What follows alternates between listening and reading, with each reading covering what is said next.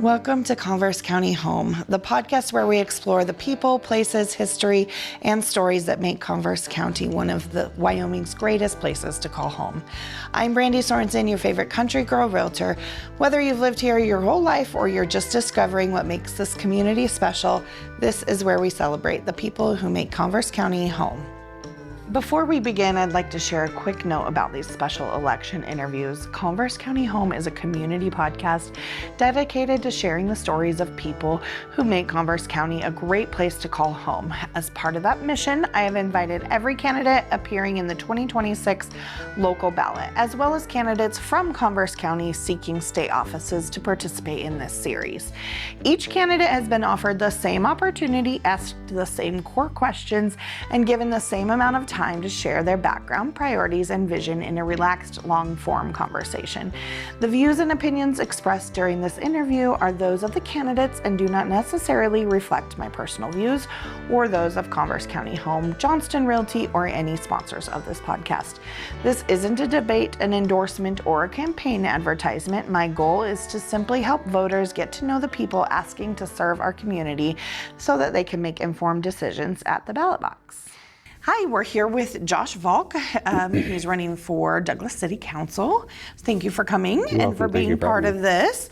All right, so Josh, why don't you start us out? Tell us about your roots, where you were born, what brought you to Converse County, all those kinds of things. Sure. So like I said at the forum I went to Sunday, don't hold it against me where I was born, because I promise I left there on purpose. I was born and raised in the People's Republic of Massachusetts.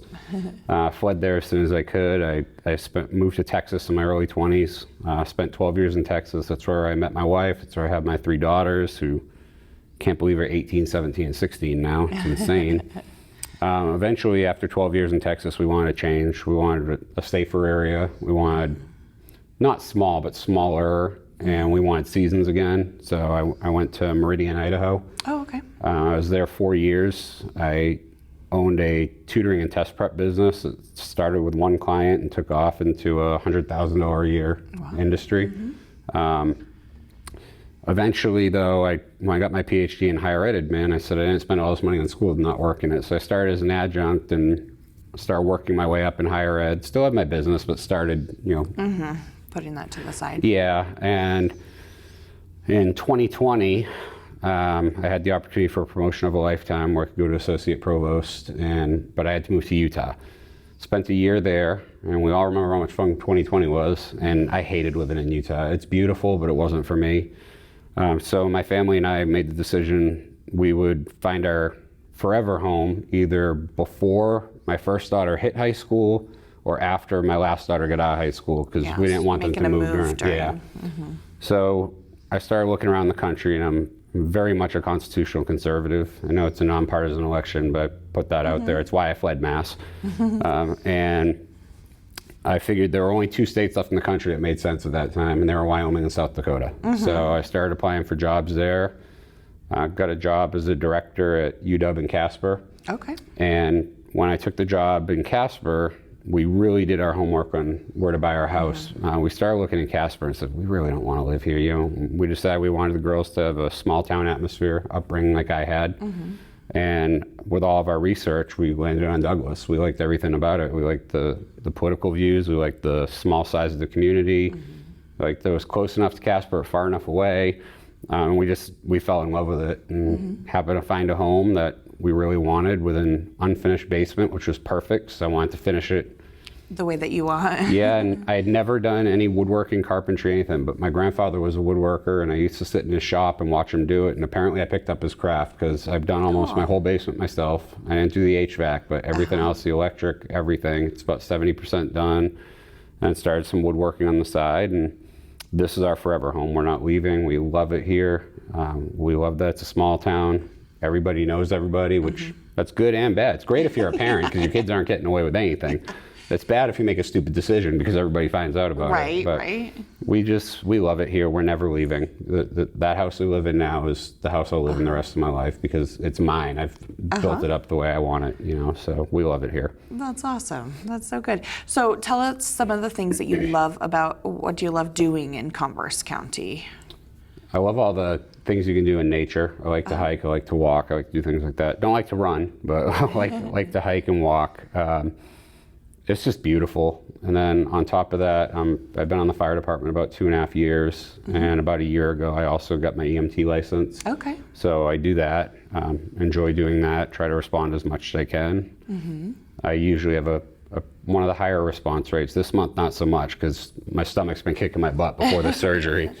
But other things we like to do, we're kind of homebodies in a sense. I've been to 46 states. My daughters have been to over 30, so we've kind of seen everything we need to see at this point. It's all about just enjoying home. Yeah, like this year the project has been, which caused me to lose 30 pounds, which is great, is we had a beautiful yard when we moved in. I kind of let it go because I was working on the basement, redid it a couple years ago, then I had 2 years in a row where I had surgery and couldn't work on it, so it was goat weed heaven and no grass. So I spent that's been my hobby this year, is I probably spent 300 hours redoing that entire backyard. And still fighting the weeds every day, but it's a much nicer backyard now. I like to plant the trees back there, do all that stuff, and my number one hobby I do here is just, if I'm not on the computer, I'm in the garage. Yeah. I'm trying to I have an LLC for a woodworking business. I've got a couple projects, probably about 7 around my house I've built. Now I'm at the stage where I feel good enough where I can start selling it. So that's what I do. That's cool. That's awesome. Yeah. So on the fire department, and you have your EMT, but do you run on the ambulance, or that's just part of also being on the fire department? It's not required to get your EMT in the fire department. You just wanted it. I wanted it. I've always been passionate about medicine. Looking back, I kind of wish I either went to medical school or became an electrician instead of going into education. But no, I wanted to be a better firefighter, and I figured being an EMT would get that. And I had a great opportunity to take the class with a great teacher, so it just boosts my ability to help the fire department. Yeah, for sure. And they respond to lots life skills. Yeah. Most of our calls are actually medical. So. Yeah. Yep. Okay, that's awesome.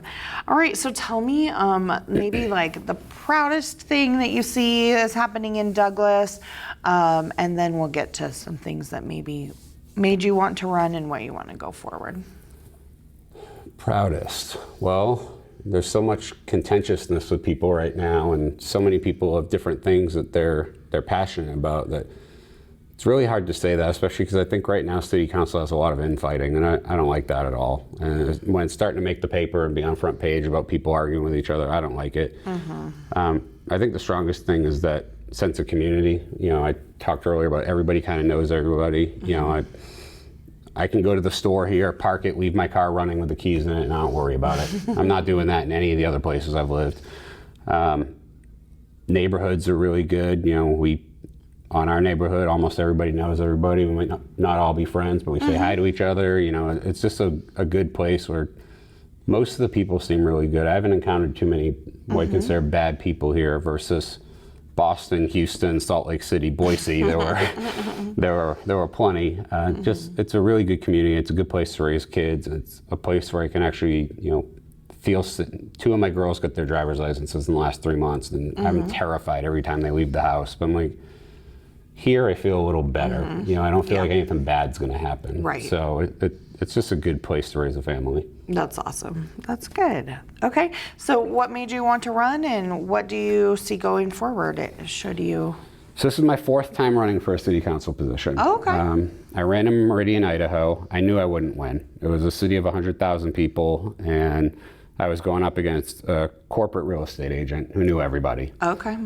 I did it for a reason, though. I said, even though I'm not going to win, I'm someone who puts my views out there. I don't have much of a filter. It's if you're going to like me or you're not going to like me, but I'm not going to lie to you. I'm not going to sugarcoat things. I'm going to tell you how it is. And in Meridian, I said, my point on running is I want to have faith in America and prove that there are actually people who will vote for you based on what you say at forums and stuff, and not just based on all the signs they see. The name or the signs. And I got about 10%, so I was pretty happy with that. Okay. I was good with that. When I first ran here, I had gone to an event for, I think it was a 9/11 event, and I met Frank Ethorn for the first time, who used to be the chair of the Republican Party. And I was telling him how I'd want to be in politics, and he really encouraged me to run and started coaching me on start local and go. I ran that first time. That was 2022, and I lost to Matt Schmidt, but people were suspicious. I was new to Douglas. That didn't go over well. I was from Massachusetts. That didn't go over well. I worked in higher education. That didn't go over well. But I did all right. And then I ran in 2024. I ran unopposed, but Joel Weeks got enough write-in votes where he ran against me in the general, and I knew he'd beat me because he was the undersheriff. Everybody knew him, and I think Joel's been a good city councilman.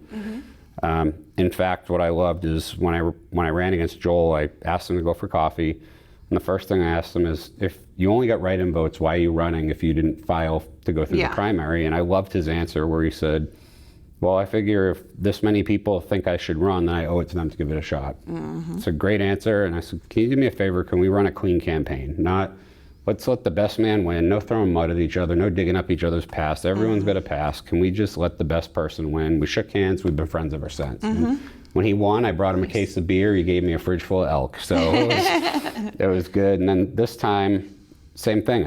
I feel that there are a lot of problems that I wouldn't necessarily say are caused by city council, but aren't being solved completely by them. I know through conversations that the water and sewer lines are in desperate need of repair. Many of them are about to age out, and I know that costs a lot, but first of all, we have 50 million in reserves. Why aren't we doing more? Second, why are we tearing up the entire city at one time instead of strategically planning this out so I don't have to take 14 turns to get home? It used to take me 2. So I think the infrastructure really needs to be a priority. I think that people are getting frustrated that they vote no for things and city council builds them anyway. I mean, I think the Justice Center is beautiful and I didn't live here when they built it, but my opinion is even if I love something and I want it, if 80% of the people don't want it, it's not my job to just do it. It's my job to listen to the people who elect me. Same thing with the community center. I was pretty upset that every community center in every town I've ever lived in has a weight room and usually has an indoor pool. This is basically basketball courts and meeting rooms. And again, it wasn't voted on. It was promised private funding, and it's not being privately funded. It's being funded by the city. And I actually, 2 years ago when I ran, I made a comment in the budget where they fact-checked me, but I said, I find it a little insane that a community center is being built that doesn't have a gym in it when our mayor owns one of the few gyms in town. They fact-checked me and said, actually, there are 3 gyms. I'm like, you guys knew I wasn't talking about basketball courts. I was talking about a weight room. So I think too often city council just does what they want and not what the voters want. And your job as a councilman is, like I said, even if you're passionately for something, but the community's against it, you have 2 options. You either go with what the community said or you try harder to sell them on it. And if you sell them on it, great. If you don't, your job is to say no if they say no. And I don't think we have enough of that now. I haven't been to meetings in a while because I was just sick and tired of every meeting. Seems like every vote was unanimous. There's rarely any dissent. There's rarely any disagreement. And the other thing that's got me passionate this time is I've learned a lot about, and much of this I learned on Sunday, that the people who live in the right on the fringes where they're not technically in the city but they use city water are paying the highest rate you can possibly pay, and they're being metered off of subdivisions instead of what they used. And some people are paying upwards of $400 a month for using the same amount of water people use in the city, and a lot of those people in those subdivisions are on fixed incomes and stuff. So that needs to be looked at, and I think it's criminal that we're charging these people so much money. Yeah, interesting. Yeah, there's a lot that could be looked at and that kind of stuff. And I don't live in Douglas, so I don't always know all of the, Well, and the water is an issue in itself. I understand we're in a drought. We've been in a drought since I've lived here. Right. We'll probably perpetually be in a drought. But I get really upset when there's signs everywhere around town that say I can't water my lawn, but every public property is beautiful, lush green grass on it. That drives me nuts, and it's not right. And I've heard that from so many people that have said, oh, the sports fields look great, but they told us we couldn't water our yards. Well, I'm paying for it, so I'm going to water it. Yeah. I'm paying you $170 a month or something and saying I'm going to use the water I pay for. Yeah. Yeah. Okay, that's great. So is there anything else that you would like to share with any of us that we didn't actually ask you?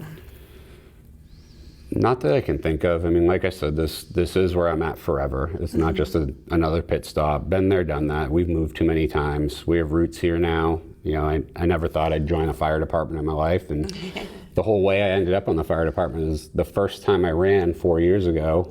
One of the things I did is I reached out to Chief Byerly in the police department. I said, if I'm going to run for office, I want to know more about how everything works. Yeah, how everything works, and what's your interaction with them as police chief. And he gave me a tour of the Justice Center. His daughter ended up becoming my pet sitter, so I'm bummed he moved away because now we don't have a pet sitter. But I asked him, I said, even if I don't win, how can I get more involved in the community? And he said, you should consider joining the fire department. And that's what I did. So the only things I haven't really talked about is, you know, my background. I spent many years in sales management, then got burnt out from it, then spent some time in K-12 education, then the vast majority of my career either in higher ed or owning my tutoring and test prep company I talked about. And this year in March, I decided it was no longer the industry that I had signed up for. It's gotten far too radical. The students complain more than ever. Nobody writes an original thought, it's all AI. I got people that I teach stats to, their nursing students, telling me they don't need statistics to do their job, and it just boggles my mind. So I still teach on the side because I like being in the classroom, but the admin side, I had had enough. And it was a big leap of faith because, like I said, money's running out really fast, but I couldn't do it anymore. I mean, if you don't love what you do every morning when you wake up, it's not worth doing it, no matter how much you're making. And I get to the point where I could see that every day I'd get to my computer and just my day was ruined when I turned it on. And I was fighting with my wife and I was fighting with my kids. And I said, it's not worth it. So I spent the last few months trying to figure out what I really want to do. And like I said, I've narrowed it down to real estate or law enforcement, wherever I get the opportunity, and build a career that's my final career. I don't want to move around from organization to organization anymore. I want to find somewhere I fit and just do it and have it be here or remote. You know, I'm not going anywhere. I love it here. That's awesome. That's so cool. Well, the last thing I always ask everybody who's on my podcast is, what's your advice to the next generation of Converse County residents, whether that be kids growing up to become adults or people moving here? I think the number one thing is people need to be more informed.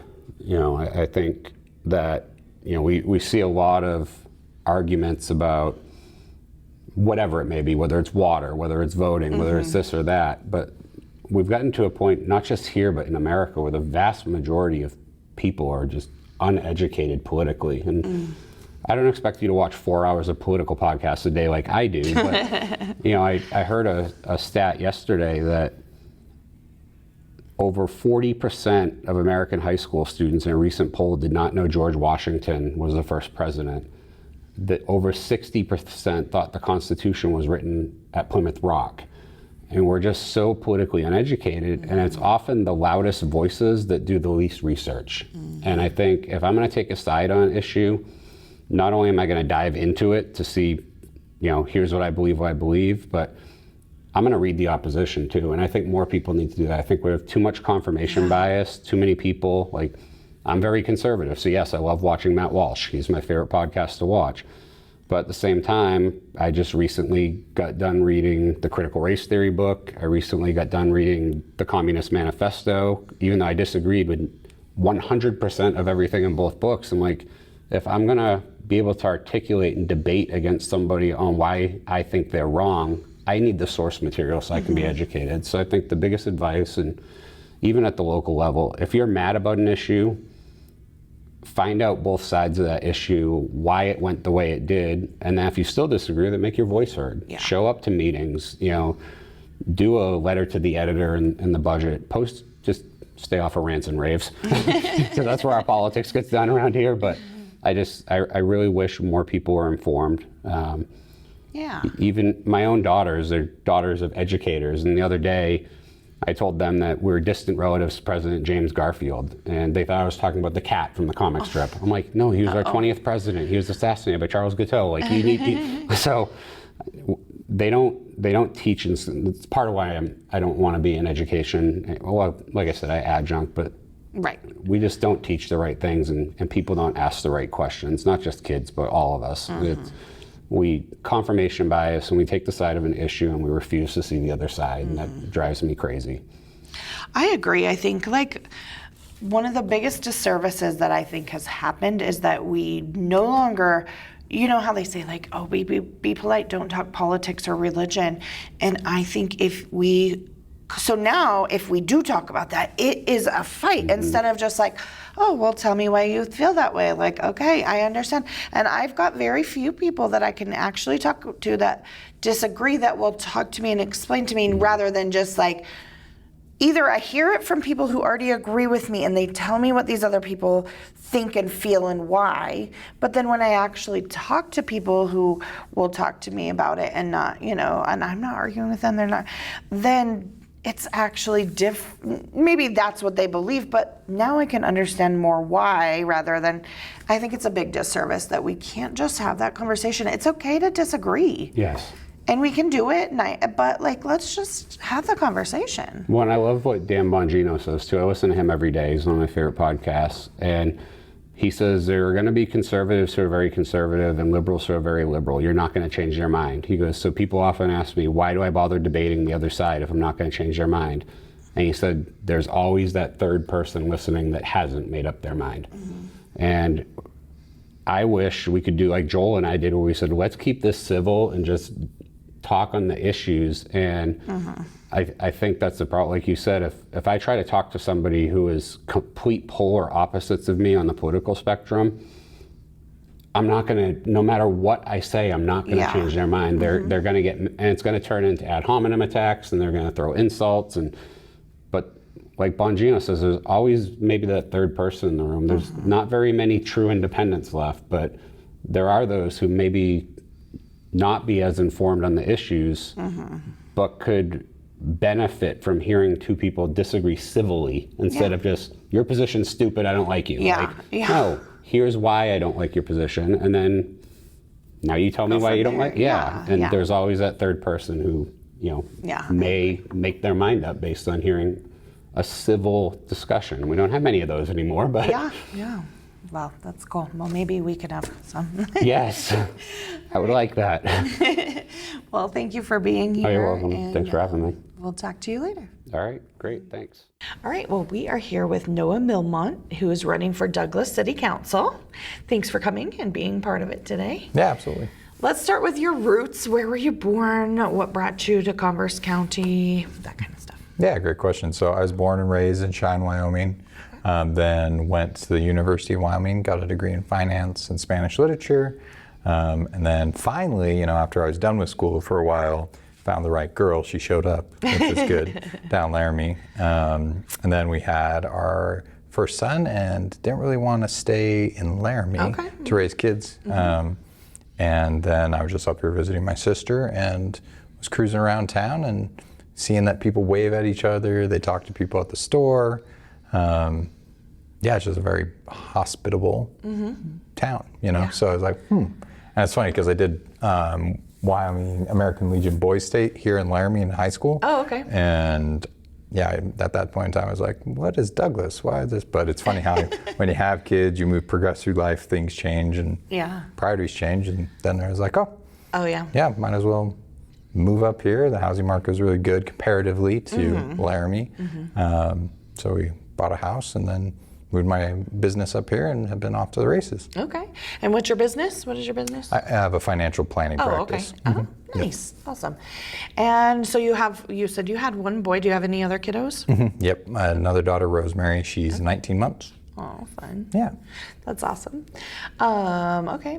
That's awesome. I went to Girl State, but it was in Utah. And I never thought that it was fun, but I would never be into politics. Yeah, that's what it was funny because I was actually there, had, 4 cities in the boy state, girl state thing, and I was the mayor of one of the cities. Oh, yeah. How funny. I do not have a name for here, ride a bike and then we'll see Council, if we make a difference. mayor, kind of the same. They all but have I do votes. relate back to that all the time to be like, okay, like how primaries, like when I was first starting, it really did help actually put the things that you kind of learn in school into actual, like this is how it, actually works. Learn about the legislation, judicial system, all that jazz. I tried to get my boys to go to Boys State and they're like, no. Yeah, why would we do that? Go hang out with a bunch of dudes? We had a wild time. There was one who slept walked in our city, and we had way too much fun with that. That's awesome. I had a great time, so we could encourage that. It's a good thing to know what's happening. All right, so that's your roots. What got you here? What do you like to do? What do you love about Converse County? Yeah, I'd say, big thing is just, how safe it is in general overall. I know there's some areas of improvement we can do with general safety, but I don't have to worry about like someone running over my kid. The pool, the activities, like when I was thinking of things that were awesome here, the community stuff that goes on, that's put on by different organizations is really great. The big summer block party. It was unfortunate the pool has been down for a few years, but we're going. But now it's back and it looks so nice. It is, and we've been going a lot to that. I mountain bike and do resistance training, weight lifting, and things like that. So that's just hanging out with the kids and the wife. Yeah. That's the most enjoyable thing. It's a great place for that, for sure. Yeah. That's awesome. So where do you like to go mountain biking? So they have the Douglas Mountain, which is right down the street from Washington Park. That's a good one for just ease of accessibility when you don't have to drive like 2 hours. And when you're juggling all the things going on, work, business, family, all that, accessibility kind of wins. Kirk Gowdy down by Laramie is really great. Glendo's really awesome. There's a lot of good places to go. And there's more trails that are getting built like all the time. Like I think Rails to Trails is trying to connect one like from here to Casper. So. Oh, interesting. Yeah. Okay, cool. Does your wife do that as well, or? She does not. Okay. She's not a big mountain biker. Yeah. She has dabbled in it a little bit, but That's not like her passion. That's awesome. Cool. Well, what are some of the things like you think Douglas has done well? And then we'll get into kind of why you're running what you want to see in the future. Yeah, I think Douglas has done a really good job at just really trying to be more community oriented. And I think the people of Douglas is what's really doing the best job out of everything. It's funny you asked me this question because no one ever asked that. I ask other people that too, and I hear a lot of different things, but there's a lot of misinformation out there too. Like I've heard a lot of people are excited about the community center because they think it's going to be like a full-blown rec center, but they don't realize kind of how it got watered down to what it is now. So tell me about it. What is it going to be? Yeah, so the community center predates all my time. There's a lot of heartburn around that. I actually will be posting a video on this in a couple weeks. Stay tuned. Milmont for council. So right now it's some gyms and a walking track, basically. So it's pretty limited. Like gyms as in like a basketball court? Courts. Or, Yep, all right. Yep. Okay, yep. Yep. So, let's see, what else is going good here? I think we have a lot of really invested organizations, different nonprofits that do a lot of good work in the community. Be that the Enterprise, Main Street of Douglas, not the humane side, Converse County Animal Shelter, Rotary. There's a lot of these organizations. One thing that I think would be really awesome to help improve that is help the organizations play well together and not be all playing the same position. I think we talked about that before, because there's a lot of people who kind of don't stay in their lane which isn't a bad thing necessarily, but everyone has their core competency. Like I'm a financial advisor. I have a core competency there. You're a realtor, right? So I could try to like dabble in advising people on how to buy a home and all that jazz. Or you could do that because that's what you do all day, every day, right? Yeah, that makes sense. Yeah. But we could work together because there's lots of people who, just as an example, like as financially, maybe they want to invest. And so then we can work together, me with my skills, you with your skills. Yeah. So you see that maybe could be some improvement in the same type of, And talking about things that can improve in Douglas, that is one of them. So I think there's different examples of really good partnerships, like Douglas Mountain with the mountain biking trails is a really good example of that. You had the outdoor enthusiasts of Converse County really lead the charge on that design, raising funds, grant writing, all of that. The city of Douglas provided a place for it, but they were really the driving force. So the city doing what they do best, which is city stuff, right? Like, here's land that is not being used for anything. It's old landfill. Here's someone who wants to do something good with it. Okay, we can make that happen on public property. Yeah. But the outdoor enthusiasts really led the project. You know, Yeah. I'd like to see things more like that, where each entity is taking a supporting role, but the right entity, the most invested entity, is really leading the way, because the outdoor enthusiasts who mountain bike and are out on trails a lot. They'll know what works best for outdoor enthusiasts. Versus the city could have taken on a thing like that, but it's not the city's passion. And in my opinion, the city's passion should be all the boring stuff, right? Like infrastructure, water, sewer, sidewalks, roads. Finances, speaking of. Sorry, I think financing is boring, so I'm glad there's people like you. Yeah, totally. That's awesome. Okay, so now tell me, like, what's your vision? We've talked a little bit about, but what do you see going forward should you be elected?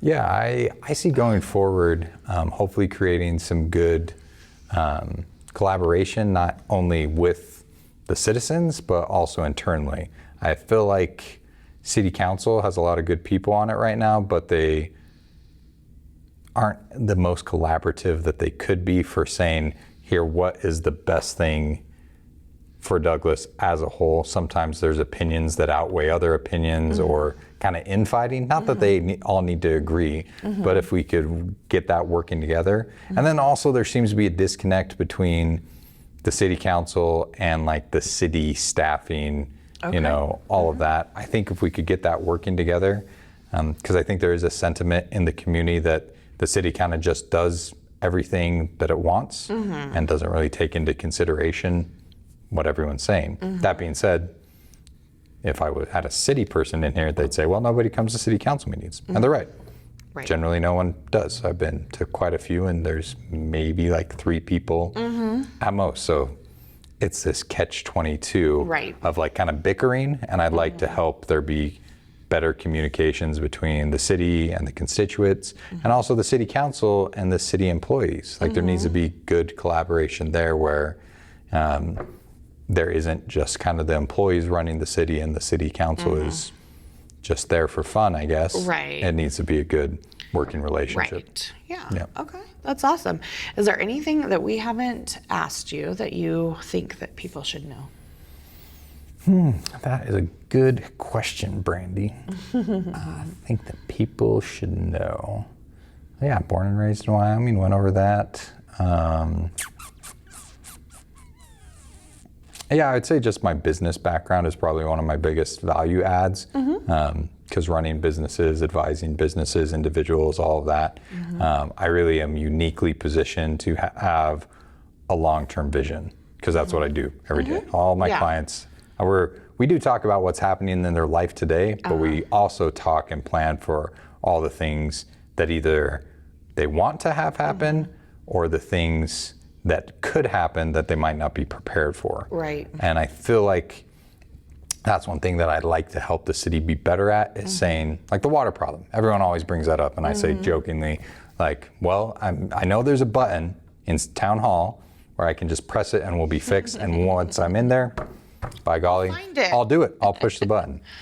You know, funnily enough, that's not how things work. But I also see that there was potentially not enough vision 20, 30 years ago. There was an assumption that Douglas is going to stay the way it is forever. When the fact of the matter is, Douglas is going backwards by about 4% a year for a lot of different reasons: housing, water, all of those things, right?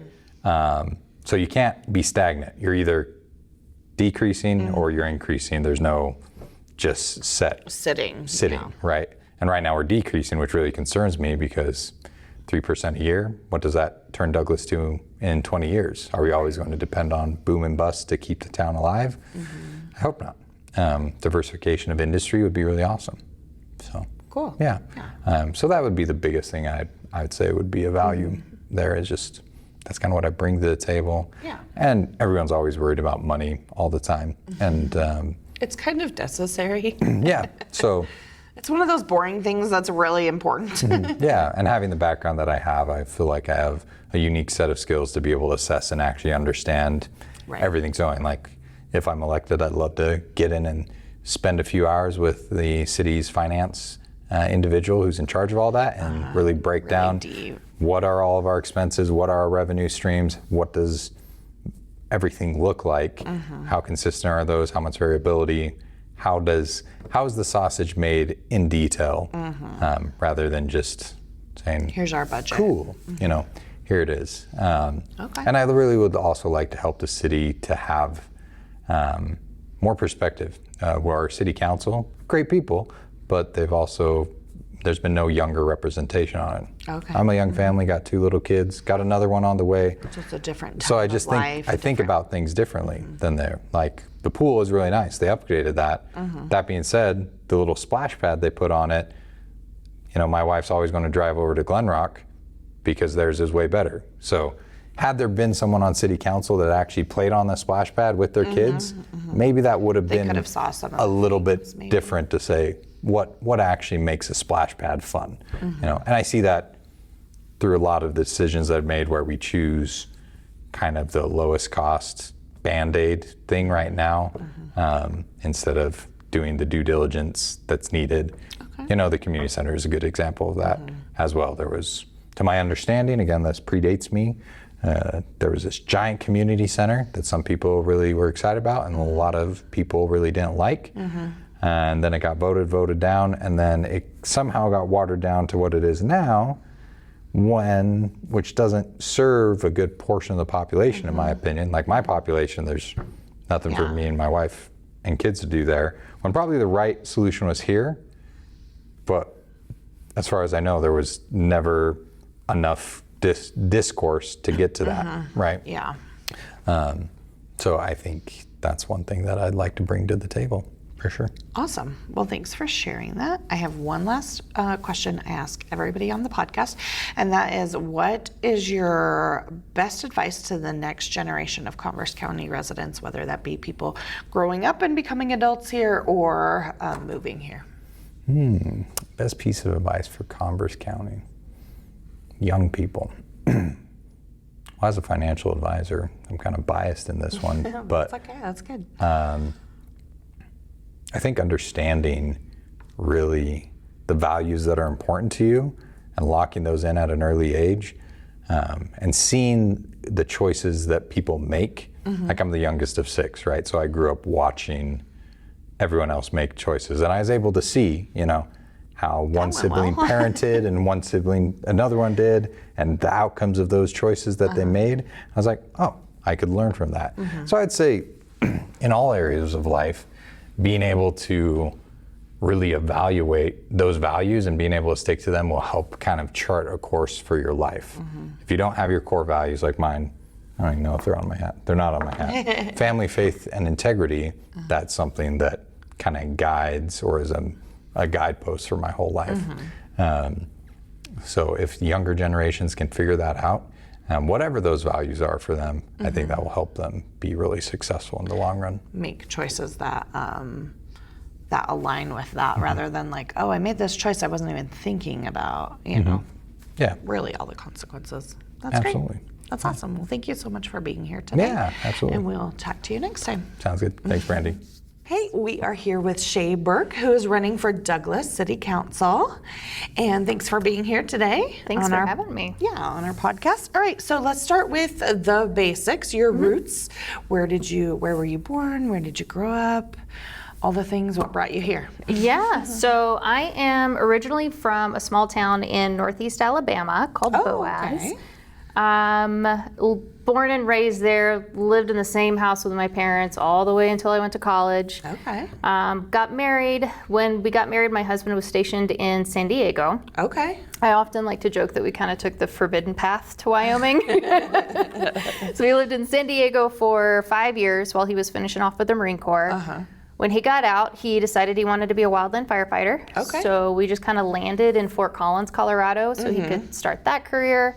We were there for 5 years and had quite enough of big city living. We're both from pretty small towns in Alabama, and we knew that middle school was right around the corner. Okay. So we were looking for somewhere small, and Douglas fit that bill pretty perfectly. Yeah, it's pretty awesome. That's awesome. Okay, so you have kiddos? Yes, we Okay. have one son. He will be 14 in August. Okay, exciting. And is your husband still a Yes. wildland firefighter? Yep. He took the engine captain position up at the Estherbrook office. Okay. So that's what brought us here. Awesome. That's really cool. Fun fact, just random, but when I was in like 5th grade, I think you had to write a report on a state and you got to pick your state. And I picked Alabama. For some reason, I've always I have no idea. I never knew anybody in Alabama, but I picked Alabama and I've always wanted to go because I was like, I picked it in 5th grade and I wrote all about it and I learned about it and I Oh, I love it. But still never been yet. But It's really awesome. I just spent a week there visiting my family. okay. Oh, that humidity. If I can give you one tip, it would be go in the fall or the spring. Don't go in July. That's a horrible decision. What months are we thinking? Really, probably October through April is pretty Is safe. safer. Okay. Yeah, All right. it gets hot pretty quick. All right, good to know. That's awesome. Okay, so how long have you been here? 5 years, a little over 5 years. Oh, nice. Awesome. So what are some of the things that you love? Like, what do you do in the county? What do you love to do here? Oh gosh. So this is going to sound like such a plug, but I spend a lot of time volunteering. Okay. When we moved here, I was really struggling with some professional burnout, leadership burnout. Okay. I work in dentistry. That's kind of my background. And kind of coming out of COVID, I was just sort of done with people in general. So you picked a good place in Wyoming. You know, if you want space, this is where you go, Yes. right?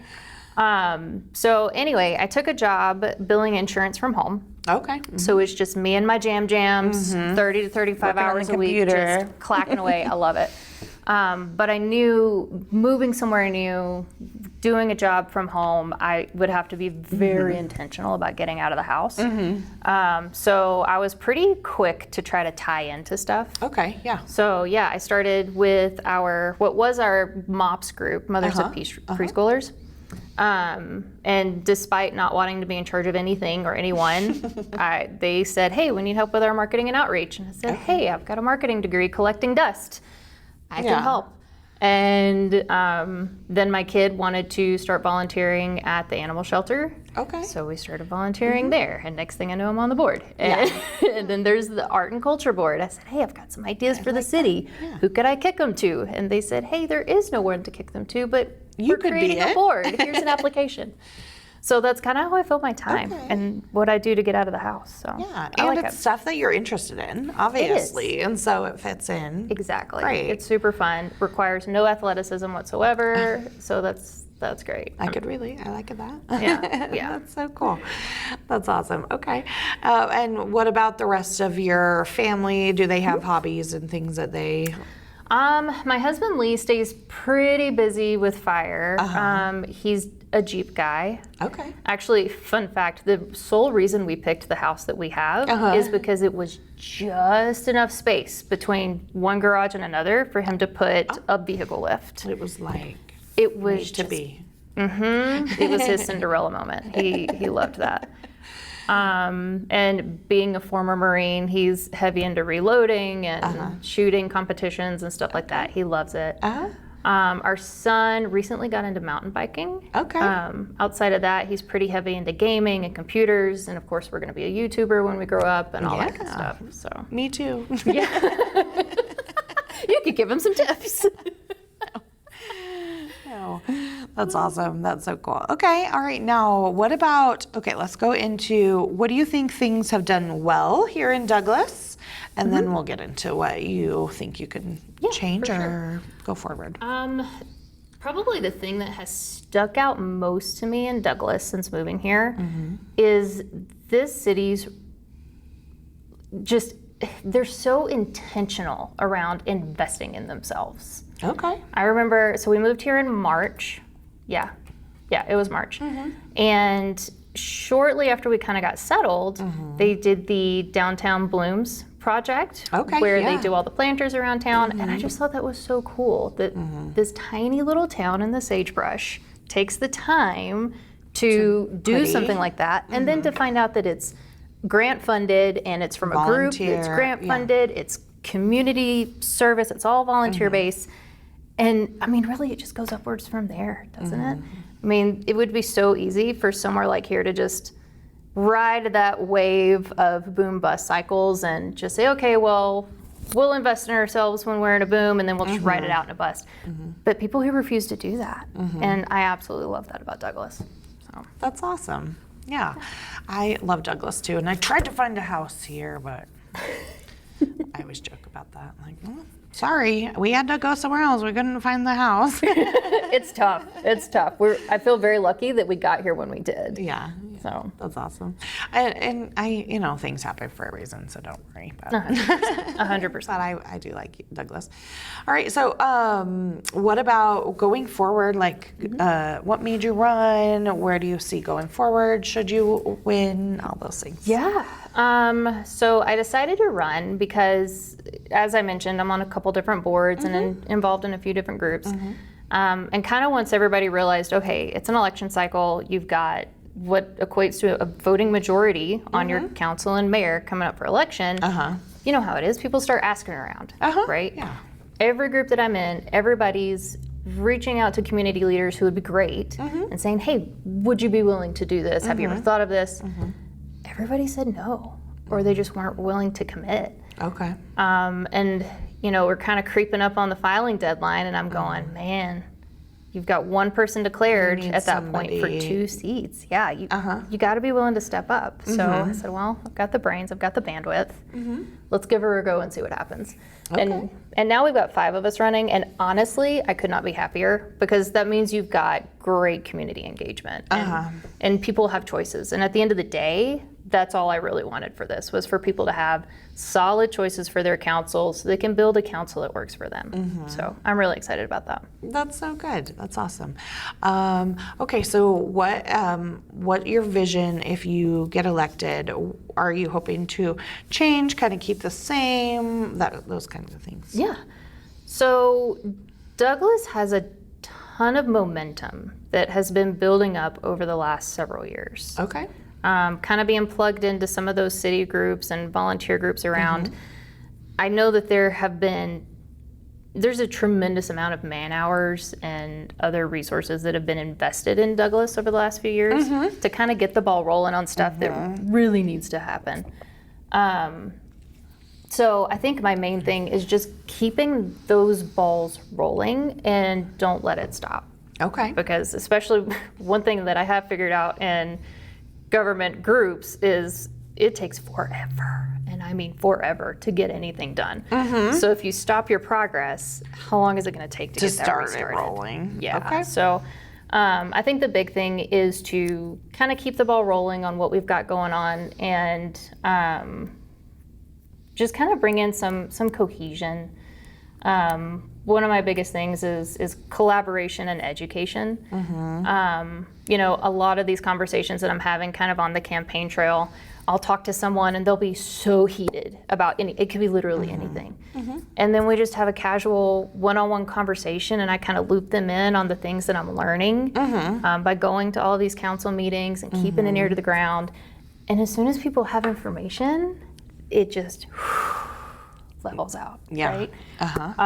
So I think that's super important, is to have that education piece and keep communication channels open with people. So that's kind of one of my pet projects, I think, is going to be. Okay, I like that.